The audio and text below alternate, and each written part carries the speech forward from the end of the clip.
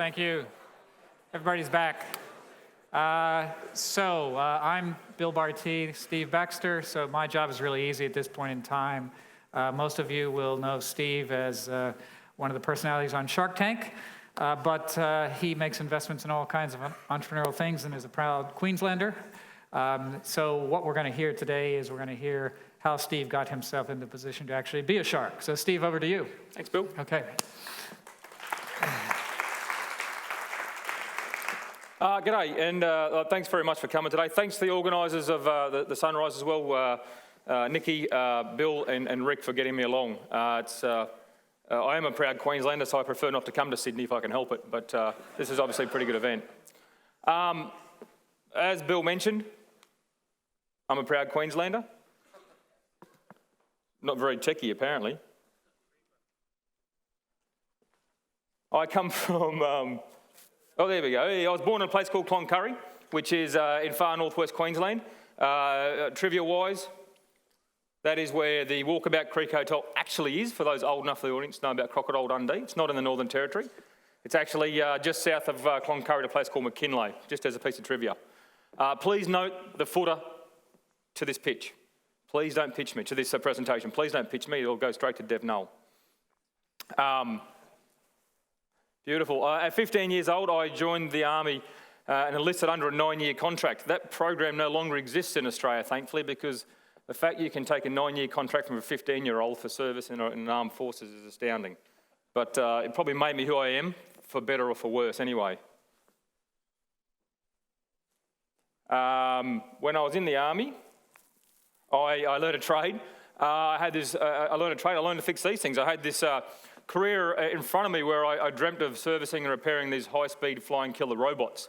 So I did equipment courses on RBS-70 and the Rapier missile system, fantastic stuff. The reality was that I really should have taken that offer to actually try this before we came out in the break, didn't I?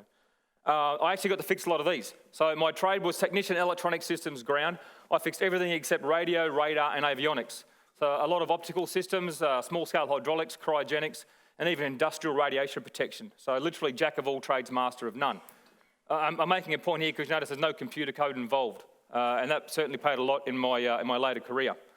In 1994, in November 1994, I started an ISP, a dial-up ISP. I actually left the Army September 95. SENet, dial-up ISP, as I mentioned, 36,000 customers, 60 staff before we sold that in 99 and 2000 in two separate tranches to Aussie Mail. That business taught me a lot of lessons, mostly about how fun business can be. Thank you. Moved back to Brisbane in 2000. In 2001, I caught up with an old schoolmate, and we got together and co-founded a company called Pipe Networks. Pipe actually stood for Public IP Exchange. We were effectively the network equivalent of a check clearing house for banks. So in order to execute our business plan, we actually required dark fibre cable or high-speed bandwidth between our locations. Our suppliers didn't want to actually give us that. They claimed that it wasn't available, didn't work, or in some cases was actually illegal to possess. So our customers, in essence, our competitors actually enabled us in our business, which is probably the best thing they could have done in that respect. We grew to be the largest carrier-neutral peering point operator in Australia, as well as having the largest fibre network in Australia, not owned by an incumbent. So obviously Telstra was an incumbent, Optus was an incumbent with Singtel, AAPT, Telecom New Zealand, etc., etc. Bill specifically asked me about a few points in a business journey for Pipe Networks, about first customers. So I'll go through a few of those from our journey there in respect to a few different customer segments. Peering. Peering was a great business. Peering was where you effectively bought an Ethernet switch, which cost between $1,000 to $4,000, and these used to cost $20,000 months before, but thanks to the dot-com bubble bursting, they were being sacrificed for cents on the dollar. So we bought a lot of our gear from eBay. We installed equipment in buildings of high ISP concentration. We installed an Ethernet switch. We connected them using high-speed capacity. Ultimately, that was dark fibre, but in the early days, it was managed services. And then we let customers connect to those ports. And we only charged $1,000 per month. And there was about 20 ports in a switch. So it was an exceptionally high gross margin business. Our real secret was what we did was we allowed competitors to interoperate with each other without talking to each other. So we were a neutral arbiter in the middle. Our first customers were the likes of Primus Telecom, PowerTel, Uecomm, local Brisbane-based ISPs, Web Central, ABC, for example. Well, ABC's a good one. So large corporations had a lot of trouble wanting to use our service. It's a very technical wholesale service. There's a lot of politics attached to the art of network peering or interconnection. So we literally fibered into with their building without quite telling them, installed fiber optic capacity into their data center, and literally had an engineer sneak in and plug it in. ABC security wasn't that good, to be quite honest. And then all of a sudden it started working and they were saving money, and they were also providing a better quality of service outcome for their users of their content. So we had a lot of very interesting times with respect to peering, but it was a bloody great business with high margin.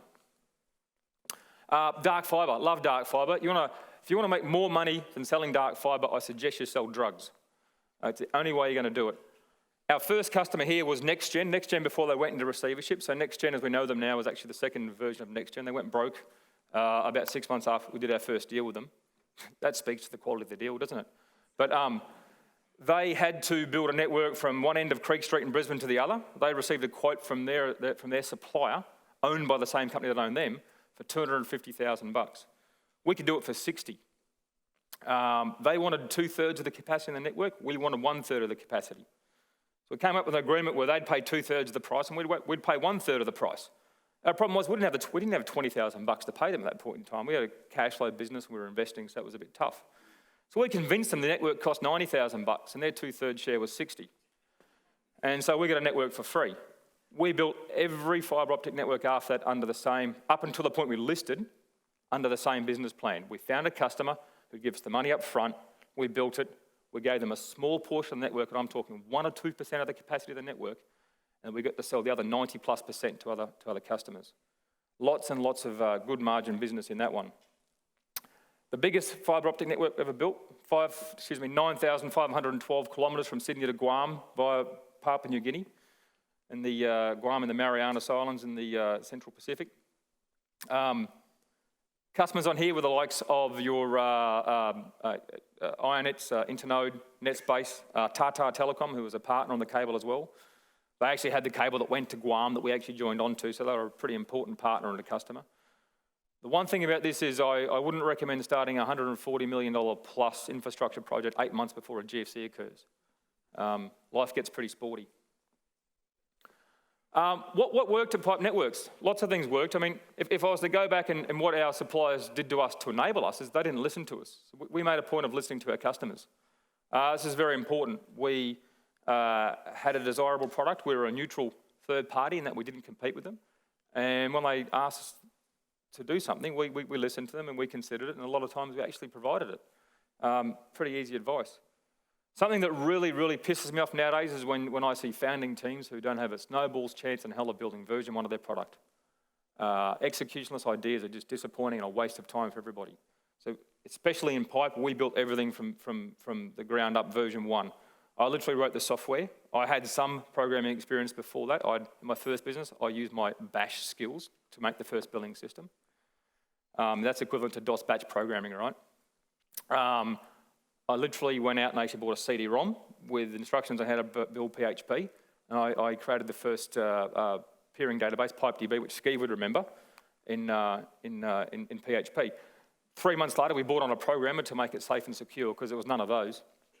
But it actually worked. We actually built a self-service portal. We actually built a system to control our routers and switches so we didn't have to. More importantly, a system to actually give repeatable quality service to our customers as often as we could. With our fibre builds, we couldn't so much build our fibre routes because there was a lot of permits required. You actually needed licenses to work underground and in confined spaces. But where we could, we actually went out and did quite a lot in building these initial fibre networks. From the very start, we would go out and survey the routes ourselves. So instead of paying someone to go and lift up the pit lids, those big pit lids you see on the street, and check if there's actually spare underground capacity we can run our fibre cable in, we went out and actually grabbed the pit lids ourselves and did that. I don't think it was quite legal, but it was quite easy. And data centre, the first computer room, well, the first data centre we set up, DC1 in Brisbane, we actually purchased the equipment, the data centre equipment of a defunct ISP in another part of Brisbane, and literally we took it apart, screw by screw, floor tile by floor tile, stringer, racks, UPS the works, transported it about probably 1,000 metres to our new building, and we reconstructed it by hand. So we literally built our first data centre ourselves. And then about 3 months later, we got some guy to come and do it better because the floor was uneven and it was pretty horrible. But we got revenue, we got customers there. Look, don't believe bullshit. I didn't realise, Rick asked me to speak to a bunch of kids before Sunrise Alpha, and I used this slide without realising there was a bunch of kids in the room. But you hear no end of bullshit when you're in business, you know, stuff that people are repeating stories from down the pub. I suppose the first example I've got is a carrier licence. We were told that, you know, it was impossible to get a carrier licence, that you needed to have an ASIO interview, and you needed $100 million in the bank, and all this other sort of rot. I picked up the Telecommunications Act, I read Schedule 1 of the Telecommunications Act. It said, send a $10,000 cheque here and you'll get a carrier licence. We did that, sent a $10,000 cheque, we got a carrier licence. Pretty disappointing, it came back, it wasn't even laminated. It was a very, very cheap licence, to be honest. Telstra duct access. So to be a carrier cost effectively in Australia, you need to get access to well, you get all sorts of powers as a carrier in Australia. You get the power to dig the street up. I can actually dig your backyard up. I'll give you 10 days notice. You can't stop me. I get to dig up your backyard. I have to replace it to its previous worth. But carriers have a lot of powers in Australia. Before they do that, they have to talk to other carriers to see if there's spare capacity they can share. So we have to get a Telstra duct agreement. This is the gold of the industry. We were told once again that was impossible. Picked up the phone, spoke to Telstra, probably had it signed in 10 days. Don't believe the bullshit. When it came to listing, apparently we couldn't list unless we ran SAP Oracle financials. We used QuickBooks, and we kept using QuickBooks, and we used it up to the point we sold the company. We were told that it would cost $1 million in expenses to list the company. We did it for $375,000. That was including underwriting. I listed 2 companies the last 3 years, and it cost under $600. So don't believe the bullshit on what it costs to list a company. And with respect to listing, unless we had like $100 million turnover, it was never going to happen. That's right. Go to the ASX website. It's there quite plain what is required to actually list a company. So don't believe the bullshit. There's more of that around than you need to listen to. It was actually during the listing process we actually came up with this next saying, which was you figure out what it costs and you charge more. Because all of the brokers and the analysts couldn't figure out how we were making money. And it really was as simple as we actually knew what our business cost to operate. And we knew what we were going to sell a part of it to a customer for, and therefore we knew the profit. A lot of carriers at the time, a lot of our competitors would go pain point down from a customer. So, you know, what's the next best competitive quote? I'll go 5% less than that. We said, well, you know, after our initial build, if it's costing us, you know, like $1,000 a year to maintain that piece of network, let's charge $2,000 a month for the privilege to actually use that. Now, this is in comparison to where Telstra and Optus may charge $6,000 or $8,000 a month. Did we leave money on the table? Yes, potentially, but we're a one-trick pony. We're a wholesale services only, so we had no other competitive services to throw in a bundle, such as mobile calls or landlines and other bits and pieces. But working out what it costs is important. Systems, you just need systems. My favourite system is a paper manual. As long as it's written down, you can get repeatable process and quality every time. One of my favourite authors, and I've only read about 10 books in my life, is Michael Gerber. He's got a book called The E-Myth. He just talks about repeatable quality and systems. So it's a bit like a business plan. Business plans always change. Manuals always change. I'd have no issue with disciplining a staff member if they were doing a knowingly incorrect procedure out of a manual. If you know it's incorrect, change it and do it the right way. But at least when you go on holiday, the bloke we parachute in can actually do your job. So not just software systems, but also paper-based systems. And thinking big, I mean, we probably, our concept of thinking big changed over the years. I mean, initially when we thought big, we thought moving from Brisbane to Sydney and then quickly to Hobart next of all places, and then Melbourne and then Adelaide. They were big decisions, they probably were, but they were in the hundreds of thousands. When we listed, we actually grabbed $3.5 million off the market, of which about $2 million was to actually build our first trunk network, which is our first network we built without an actual customer to pay for it, which was a big gamble. And I suppose our biggest think big thing was the Guam cable. So various things work well. Bill also asked me to talk about what didn't work. Lots of small stuff didn't work. I mean, we had to fire lots of staff, and not lots of staff, enough staff. There was probably 100 little things that didn't go well. The one thing we always did universally bad was what I call climbing the stack. So we're a company who sold wholesale telecommunication services. We literally sold you a piece of fibre that you tied to a building there and you tied to a building there and you got to shine your own light down it. We're the only telco network in Australia that worked in a power outage. So no technology involved in that at all. The only thing that could make it stop working was a gas main explosion or a rat. So the constant pressure we had from board and shareholders and analysts was that why don't we take that, why don't we leverage that, why don't we put switches on it and actually increase the bandwidth we can sell? Pretty well what our suppliers did to us at the start of our business journey. We're like, well, no, it's actually really easy. We make a disgracefully high margin. Like on subsequent fibre sales, we'd be 95% plus gross margin. It was a really, really great product, easy to manage. Like I said, it works in a power outage. So what better telco network can you have? What almost didn't work was a submarine cable. So I said about 8 or 10 months after we started that, the GFC hit. Our customers and bankers ran like cockroaches when the light gets turned on at night under the fridge and ran away. We were left with spent for about $25 million in a foreign subsidiary to actually start the work on the submarine cable business. So we had that at risk. So whilst our mainstream business in Australia was never at risk, our overseas subsidiaries, so I was one of those fantastic directors in charge of this offshore corporation where we had, the company was actually set up in Bermuda, and we had all this sort of, the double Irish stuff going and all this sort of stuff here about nowadays. But we actually pulled the lawyers and accountants in to understand when actually is a company insolvent. It's a pretty bit of conversation to have. At what point as a director do we need to actually call someone in to make sure that, we're not doing the wrong thing with respect to solvency? In the end, we had some great suppliers come in and save us. One of our customers, who shall remain nameless, but if you're probably using the search quite a bit, actually really didn't act quite honourably when it came to actually dealing with us on that job. And one of our suppliers, it was also in a similar situation, and sort of came through and rescued us because they were tired of seeing that behaviour. So they were amazing. It was an amazing time, and almost sank us. To start the company, very, very inexpensive way to start. We had $140,000 between us, so $70K a piece, and we put in as shareholder loans.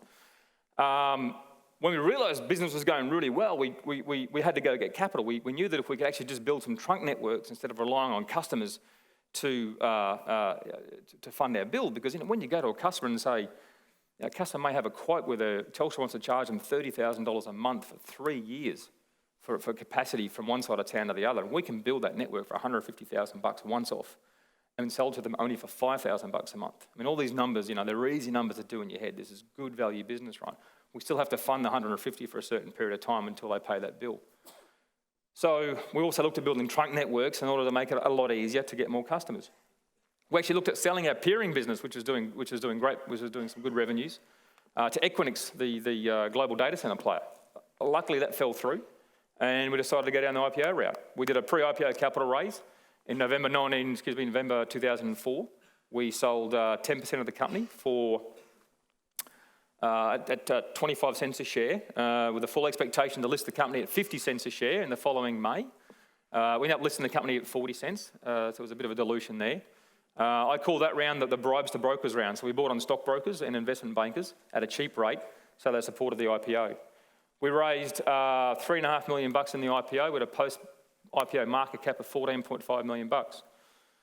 Over the life of the company, we actually raised $91.5 million in equity.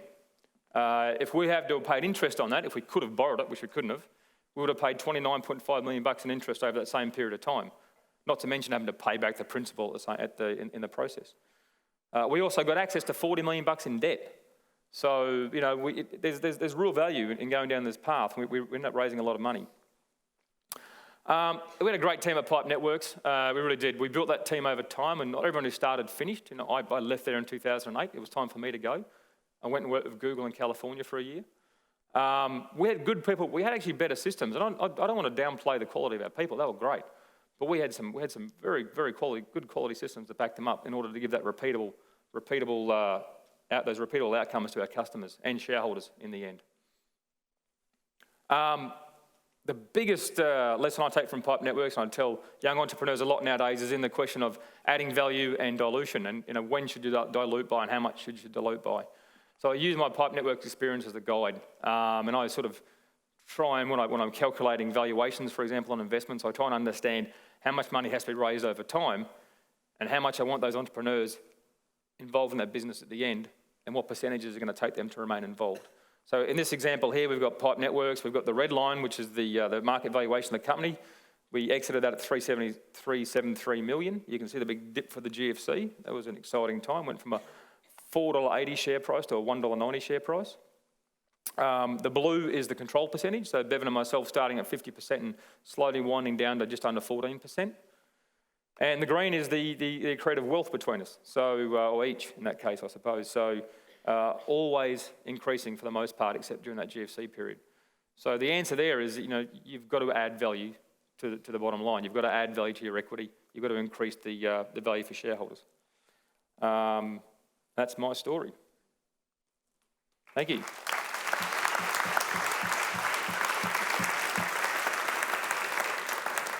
Can I sit down here, mate? Yeah, sure. Well, never thought I'd be sitting on a park bench with you, Steve.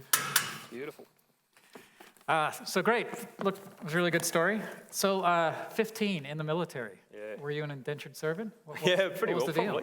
probably. So it was the Army Apprentices Scheme. They closed that about 7 years after I joined. Yep. 3 years locked up in a military school in Wodonga. Right. I knew I think I stuffed up when I think I backhanded one of my drill sergeant in the first sort of week of training. I came away with a curious sort of headbutt mark on my face. And I thought to myself, well, I better really start taking this seriously. So, it taught me a couple of things. But how would you sort of rate your overall military training? I mean, what did it do for you personally, and how does it relate to you being an entrepreneur? Look, I think it gave me a few things. It gave me a very low threshold for people not doing the job right. Right. It's given me friends for life. It's given me probably borderline alcoholism. And I have an exceptionally low pain threshold. Borderline only? Borderline only, mate. Yeah, Okay. I'm reformed. It's all good. But it's actually, you've just got to do the right thing. Yeah. The Army or the military has a very low tolerance for people not pulling their weight. Yeah. And I think I've taken that into my business career as well. Yeah. So how many people told you were nuts for starting a dark fiber cable business and a switch business? Dark fiber cable, definitely. Yeah. Yeah, I mean, the biggest thing there was it was Telstra. Telstra was the competitive threat. Telstra had all the cable. We were using their ducts after all. They had to be where we were. Yeah. So we were given no end of reasons why it wouldn't work. I was given no end of reasons why my ISP wouldn't work because Telstra was going to crush us as well. Right. I actually sold my ISP because we had an incident where Telstra unintentionally, as it turned out very unintentionally, just ham-fistedly, deteriorated the service to our customers. So the dial-ups were only coming in about sort of averaging about 19,000 bits per second instead of 33.6. Yeah. So that was back in that days, that was bad. Yeah. We went from adding 100 customers a week to probably losing 50 customers a week. Yeah. So So my theory there was the fact that if that was an accident, if Telstra gets serious about this, then we're dead. Yeah. So take some cash off the table. So when you're faced with a situation where you have this monopoly, and that's what they are, and they're your biggest competitor, and you're a small fry, what do you do? How do you sort of approach that mentally? Well, I think mentally we were very safe. Okay, so there's a few things that knowing about the Telstra network is when we ran fibre cable, we ran 280, we started out by running 72 cores. Then I think when I left, we were running well over 312 cores of cable at the same time. The average Telstra core count was 12 and 24. They didn't have a great deal of spare capacity to get into dark fibre, right? So there was some protection there. The ACCC in Australia is actually a really good organisation. They do a fantastic job of mostly keeping the playing ground level. When Sol Trujillo came in 2005, dear God, things changed. That was one of the scariest times to be a competitor to Telstra. He energised Telstra to hate their competitors, and we were customers of Telstra. Right. So you definitely take a combative mindset into that, that's for sure. Yeah. And so I love this idea that you had up here about your business model was figure out what it costs and charge more. So how many entrepreneurs do you see who just don't understand that formula? Probably too many. I'd say somewhere around half. I can understand it in the I suppose in the more not obvious world of when you've got to acquire users and you've got some sort of eyeball plan, which I do agree with those. Yeah. But ultimately, end of the day, you're a business and you've got to make money. If you don't make money, you're a charity. Yeah. I've got a charity. They're not that much fun. Right. So in infrastructure, it's really easy. Yep. In the online world, it gets harder, but you just can't lose focus on it. I mean, you actually want to fund your business from your customers. Yep. Investors are really hard to talk to. It takes too long, and we ask for too many dumb questions. please get your money from your customers. Yeah, I think that's a good point. I mean, the best source of capital for you to start your business is your customer. That's the best source, and it's the cheapest source, and also validates that you got something that's valuable. And ultimately, when you go to an investor and let's say you do raise the money from an investor, you've then got to get out and sell. So at some point, you've got to prove people want what you're selling. So if you do that first, you may find you don't have a need for as big a need for an investor. Yeah. So you talked about these repeatable processes inside your business. So why is that important? Why was it important to have repeatable processes that people could follow? What did that actually do for you? Why did you find it valuable? Oh, it was valuable for lots of reasons. I mean, I'll give the example at ECNet where we applied the same, my dial-up ISP. We service 36... Dial-up. People know what a dial-up is. Dial-up, yeah. I actually just spoke to a bunch of 14-year-olds. I had no idea. So we had 36,000 customers, and we actually had 6 help desk support desks. Help desk phones. That was it. Right. So with repeatable, with good systems, manned by good people using common procedures, we managed to service 36,000 people with 6 tech support reps. Yeah, and that's what it can do for you. It can actually cut your costs. And does that repeatability in the sales process, is that also important? That is, it is, but it's different to an operational process. Sure. So when you get big into sales, and hopefully people in the audience who've got startups, have sales growing pains issues. A few hints here: your best salesman's never a good sales manager. Sales management is such a different beast to managing any other part of your operation. It is very process-driven. The likes of the CRM vendors have reinforced and enshrined that now, which is fantastic. But you've got to keep a hold of your sales force. They're typically very expensive. If they work, they should be expensive. Yep. But repeatability in sales comes down to enforcing your incentives to your sales team to make sure they do their job. How many meetings per month, how many coffees per month, how many contracts do they write, et cetera, et cetera. Yep. So. Yeah. And what made you, I mean, the most fascinating, or one of the fascinating things to me is, one of the things that almost sank you was this cable to Guam. So what was that all about? Why did you, I mean, I love the thinking big ambition, but what made you pick that? Well, have you used Google Earth before? Yep. You get there and you draw a line on one part of the globe, another part of the globe, and go, wow, it's only 9,500 kilometres. Yeah. What does that cost? Yeah. Oh, we can find that. Yeah. It was almost, we had, I suppose, a semi-request from a customer sort of saying, wouldn't it be good if you guys could build submarine capacity to the US? Yep. And that was 14,000 kilometres direct to the US via Hawaii. That was too far. But there was a spur connection down to Guam. We looked at it. We knew some people in PNG Telecom. We just started lining some customers up and went, gee, it looks easy. Yeah. And hey, when the world's all hot and frothy, it is really easy, right? When all the bankers run away, it gets pretty hard. Yeah. So I'm just looking at a couple of questions from the audience. So the first one, which is probably the most important, is who's going to win the State of Origin on Wednesday? I'm pretty sure Queensland will win that one. Yeah, good. So a couple of people have asked some of the same questions, and let me just paraphrase it. So it is, what do you think, do you think that Shark Tank has been good for the tech ecosystem? What's your take there? Oh, I think that the best business pitch I got on Shark Tank was a tech pitch. They had an absolutely uninvestable proposition. It was a childish proposition. That was Nexus Notes. So I sold an investor. I would actually invest in those guys at 4 mil. I just couldn't do that, right, given the way what they actually pitched us. So aside from that, every other tech business was terrible. Yep. One that didn't actually make the TV is where I schooled them on exactly, when you're asked about your valuation, about why you've got such a high valuation, because I'm a tech business, is a really shit answer to any investor.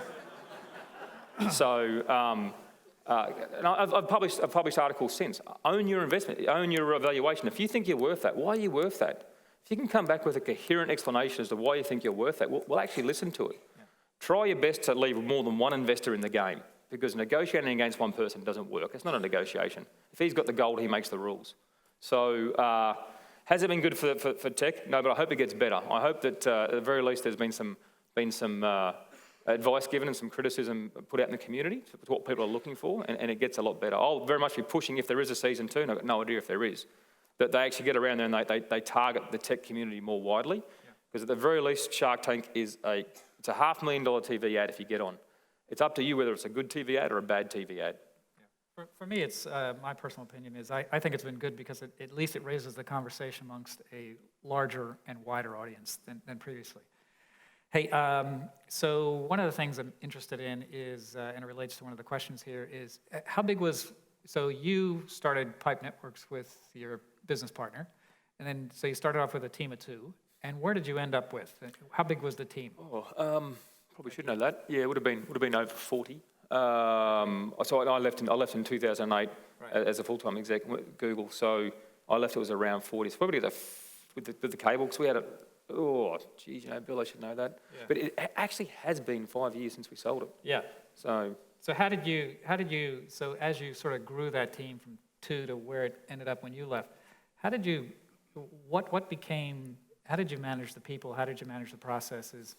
Were you sort of a natural manager and leader? What was the challenge there in terms of managing people? Yeah, so my job was CTO, and I was sort of probably half CTO, half COO, to be honest. So we had, I managed, well, probably best to ask my employees, I think, or ex-employees now, but I hope I managed through process and procedure. So once again, you find good managers who are going to take, so we had several definable sections. We had a fibre build section, we had a networks team, we had a geospatial team to record the fibre. Yeah. So getting experts to run those teams were very important. Recruiting as best people as you can get, and all this, you've got to recruit the best person ever, blah, blah, blah, great. You're not going to find them in Australia. You have to employ the best person you can find. They don't have to be the best person ever. Get good people. If you have good procedure, you don't need to employ rocket scientists, right? Because they're expensive and hard to find. So, and so how we managed that was so I wasn't very much into the sales side, that was more Bevan, to be honest. Mm-hmm. But it was about ensuring that we actually had and good feedback. So once we had the policy and procedure, a manual's no good if it goes out of date, and it's out of date every day.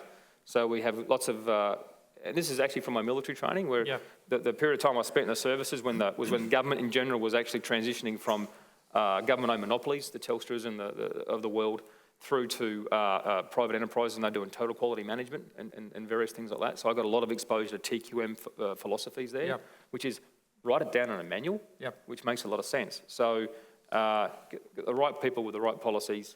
In the tech space, though, we actually knew most of the people we employed. At the same time, we both come from different ISP backgrounds. So in the network side, we could actually go and sort of tap people on the shoulder and ask them to come to work. So here's an interesting question. So you mentioned that you eventually raised about $91.5 million.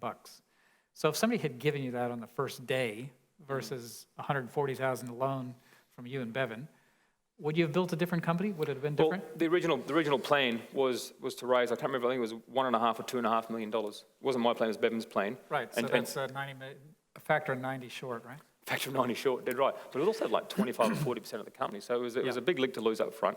Bevan initially asked me to come on board as like a technical talking head to speak to these VC guys, and this is as the dot-com boom's crashing down around everyone, so we weren't going to raise that money. The business plan was to actually build a thin network around Australia, a managed network, and it was a very, very different business plan. It was never going to work. So we sit down, we recast the business plan with him and said, this is how this is going to happen, this is how it's going to happen. We have to start small. We can't do the interstate capacity and a bunch of other things, and that was how we began it. So we began with something. So no, I think if the original business plan went ahead, it would have been very much a very premature exit for the company. Okay. So why the move to Google when you eventually sold it? Oh, look, when we first started pushing the submarine cable around, we went to, there's a conference in Hawaii in January every year called PTC, Pacific Telecommunications Conference, and it's just where Americans go in the summer to get out of the cold. And we were at a meeting with Google, and there was those two of us, and then like about 16 Google people polled in. And the next day I got like 14 offers for a job from Google. Sat on that for 4 years. And when I left Pipe, I hit reply that this guy can no longer work there, surely. And plus, it was after, you must have at least a bachelor's of computer science. We prefer a master's. Now, I didn't finish high school. So I figured there's going to be some issues here. So I hit reply and said, this sounds like fun, but I don't have any of this. Does it matter? Within 2 weeks, I was sitting in Mountain View having an interview. And then that September that year, I started working there. So let me get this straight. Didn't finish high school. You went in the military at 15. You've read 10 books in your life. And you sold the company for $373 million. Was that a question? So what does that say about your motivation? What does that say about persistence? What does that say about passion? What does that say?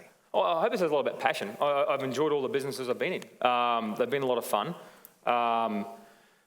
You know, some lessons out of it. For those who've known me over many years, and there's a few in the audience who do, I've in the last 2 years, I've shed 50 kilos. I mean, I got myself dreadfully unhealthy by going too hard into my businesses. Yeah. Just look after yourself. When you get in a business, you can spend 6.5 days a week in it. Don't do that. There's no gravestone that says, you know, I should have spent longer in the office. Yeah. So there was a lot of passion there. Whether I directed it appropriately at the time, it was appropriately directed at the business, not at my personal life. Yeah. I was quite fortunate. We only managed to have a child in the last 2 years. Yeah. I think if I'd had a family earlier, that would have actually massively changed my risk aversion. Yeah. So I don't know. You just do. I was asked the question by the 14-year-olds before about a very similar question. I'm like, I don't change my mindset because I'm in business. It's just it's more or less how I am. Yeah. I want to go through and do things. Right. So let's just finish off here by having a quick discussion.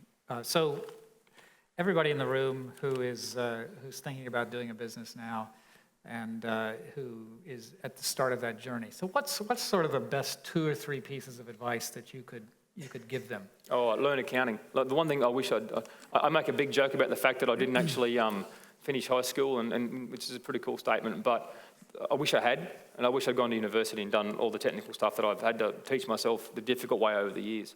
But I really wish I'd learnt books. If I look at things that could have killed my various businesses over the years, it's getting the books wrong. And how we're good advisors, which is probably by luck, if you know what I mean, because I don't think we interviewed very many of them. We just grabbed one and they were the right person for us.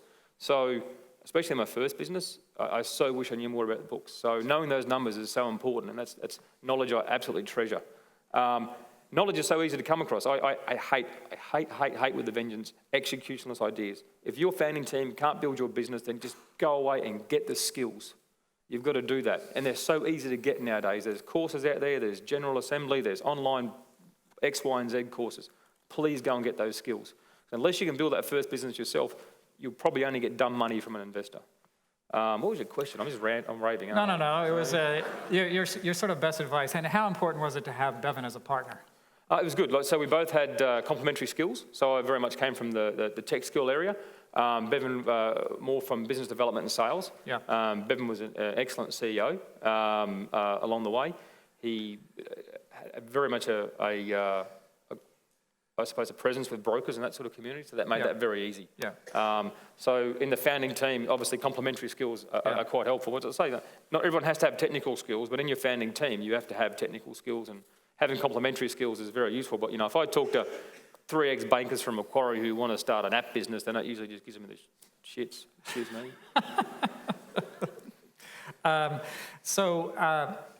So what else? Did you ever, one final point, did you ever, well, 2 final points, but did you guys ever, I mean, it sounds like with Pipe, you guys had an awesome business and it just went well from day one. Why is that, and did you ever face any sort of near-death experiences? The biggest near-death experience was the cable. It was, I think that in the first 6 months, we were a bit complacent. We had a little bit of business success before, so we could we were a bit like the fat Labrador to start with. It wasn't, we probably didn't actually chase sales as hard as we could for the first 6 months. Well, we had like 12 months half rent as well, so that got us a bit lazy. Yeah. But when we needed to start selling, we really got into it big time. So, but the biggest near-death experience, we had lots of little ones. I remember once we did a job for PowerTel, building some dark fibre. This is crazy. This is how dumb telcos are. So PowerTel couldn't sell their customer a dark fibre because they don't sell dark fibres. But they had the fibre there, so they paid us to build it so they could tell the customer they were selling us their dark fibre instead. Yeah. Crazy stuff, right? This is why PowerTel went broke. Yeah. But they paid us to build this, and we misquoted it from the point of view as we didn't actually quote to find these great big bloody manholes. And these manholes will be the size of this stage and just as high, full of water. So you have to actually pump this water out into a truck and dispose of it in an environmentally friendly way. Yeah. That would have cost twice what we quoted for the job. So we did a quick sort of, and this would have actually bankrupted the company. There's no doubt about that at all. So we did a quick raid. We found a friend, ended up being the fibre manager for our section afterwards. Hired about 4 or 5 submersible pumps from Bunnings in a truck. Yep. And we did a quick smash and grab, pumped all the pits out onto the park. The park was nice and green the next day. And but I'd actually even rung up the EPA to work out what we had to do and work out it was legal for me to. We were actually going to put a diver into the hole to actually help get this fibre through because it would have been cheaper. Yeah. But what was cheaper was instead just to pump out water onto the park. Yeah.